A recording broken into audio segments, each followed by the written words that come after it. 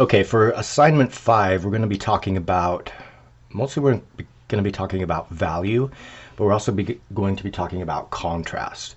Okay, as you draw and you want to bring your drawings to life, it's really important to add value or include different values in your drawing, and this results in contrast, which makes your drawing have dimension, makes it more interesting, and it gives it depth. So if you follow along in the PowerPoint, you can see that we'll be talking about typical value scale, and then we're also going to be talking about drawing a little bit with pen. So far we've just been using pencil, but for this assignment or these assignments or exercises, we're going to be using pen. And we're going to be using some of our markers. We're just going to get out our grayscale markers. So get out your cool gray markers, and then also whether you have warm gray or French gray, we're going to do exercises with those. But I first want to talk about value. And value, there is a typical value scale that you often see. It's a gradation from light to dark. Typically your lightest value, or what's called a tint, would be 1 through 3, and then you would have midtones, which would be 4 through 6 or 7, and then your darkest values are the shades, and that would be 8, 9, and 10. Some value scales you'll see will go to 10, some will just go to 9, but they're basically the same. They start out with the lightest tints, and then they gradually get darker to the darkest shades. I wanted to show you a picture of the apple that we're actually going to be drawing today, and how I have actually taken a pen and circled where on the apple, have drawn some kind of contour lines here on this apple, or this image of an apple, and identified where some of the different values are. Right here, obviously a lighter tint, I've labeled that as a 1, and then out here 2, and then 3, and then a little bit darker for 4. The brightest part of the entire apple is right here, where obviously there was some kind of light source coming in from this direction, and it's reflecting off the apple here. So this is right here what I would label this as a 0, and then closely around that a 1, because that's the lightest. That reflection is the lightest, almost a white tint of the lightest value. And then 2s, 3s, 4s, and then we start getting into the darkest values. You can't see it very good, I'm sorry, on the camera, but some of the darkest values, I have a 4 out here, 5, and then 6, 7, and 8, kind of right here where it's the darkest. And then the actual apple stem could be an 8 or maybe a 9. On this image in this camera view, it looks like a 10, but very rarely in nature is there an absolute 0, something that's completely white, or something that is completely black. So keep that in mind as you move forward.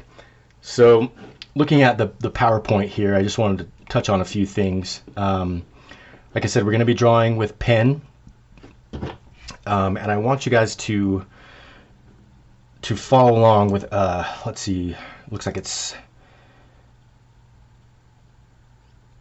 slide number 3. You can see a typical value scale from 0 to 10, and I have on the value scale, let me grab a piece of paper here, showing you guys how, well actually here I have an example of how you can achieve the different values with pen. The first is known as a parallel hatch, which is basically just drawing a line, vertical lines that are parallel. The further apart they are creates a lighter value, and then as you pull those lines closer and closer together, you can see how the value shifts into those darker much darker shades. Okay. So you can see here where you would have maybe your 0, and then it slowly gets darker until eventually it's completely black. 10. Another way you often see this, and there's some examples of it on the PowerPoint, is cross-hatching. Cross-hatching is a technique that takes a 45-degree stroke and then a stroke moving the opposite direction, creating a crosshatch. And then the tighter that crosshatch is, creates your darker shades, and then the further apart they are, that's going to be your tints. Your hatch and your crosshatch are going to be by far your most typical pen sketching techniques in creating value, but there's also what's known as stipple, which is just basically just dots. And again, further apart those dots are, the further apart they are, the lighter the value is going to be and the tint. And then as you gradually get those dots closer and closer together, you get into your midtones and your shades. Okay. And then here's an example of a random line, and there's a slide of completely random techniques, and it's just that it's completely random. It can be kind of this kind of squiggly line or scribble, if you want to call it, or it can be lines that aren't at 45-degree angles, but basically the concept's the same. When the lines are a little bit further apart, you've got the tints, and then as they get closer and closer together, you end up, with those shades. Okay, so that's just a quick example of how you can use pen to create value. Okay. Now, what I want to do is your first assignment, and I'm trying to make these videos a little bit shorter so they'll upload quicker. I've been having a real challenge getting these videos to upload, but if you follow through the PowerPoint, you can see there's an example of creating value with a parallel hatch, what's called a contour hatch, where you're actually drawing lines that follow the contour of the object. Cross hatching, which I mentioned. Fine cross hatching is just what it sounds like. There's something called a tick hatch, which I would kind of put into the random category. And then there's a basket and woven hatch, which is similar to a cross hatch, but kind of in more isolated instances. And then there's a little example on slide 12 about creating value with pen. And then there are some pen sketching examples. And you can see how you can really get pretty detailed when you draw with pen. It can be a little bit daunting at first if you haven't drawn with pen a lot, but we're here to push ourselves a little bit. If we're comfortable with pencil, there's no reason we shouldn't be able to draw with pen. But so what I'd like to do is kind of give you just a little example of what I would like you to do for exercise 1. Okay, if you look at exercise 1, we have this image of an apple. Okay, what I want you to do is draw this image in with pen and try to identify the different values on the apple. If you want, you don't necessarily have to do this. You can draw the apple, print out an image and then draw the contours on here and identify the different values. If you find that helpful, that can be a really useful tool, but it's not completely necessary. What I'd like you to do though is take your sheet and use the majority of the paper and draw. I'm trying to find some examples. Draw the apple. Okay, this actually has a little bit of marker on it, trying to identify some of those values.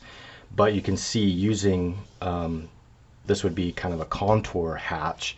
You can see how I've identified some of those different values with the pen. You know, the darker values here, and then obviously your lighter tints up here where, and obviously here where that light is reflecting off this side. But what I like to do often when I'm drawing something, I like to create some constraints for myself. So I'll actually draw a little border, and I'd like you to actually do this as well. Go ahead and draw a border, and don't worry about, see, this is completely imperfect, and my apple's going to be completely imperfect as well, but I'll draw myself a border, and it makes it a little bit easier. It gives me a little bit more of an area to focus on, and then I'll take a look at my apple, and again, without a pencil, I'm just using pen. I will kind of start to draw in that overall shape of the apple, kind of identify the major parts of that, and draw in my stem. Okay. And I like, because this is a round object, is actually like to do the contour hatch and start to build up some of that contour, not just with completely parallel lines, you know, horizontal or vertical, but actually using the contour of the shape of the apple. Okay, and I'm gonna stop here, and then I will start another video, and we'll go from there.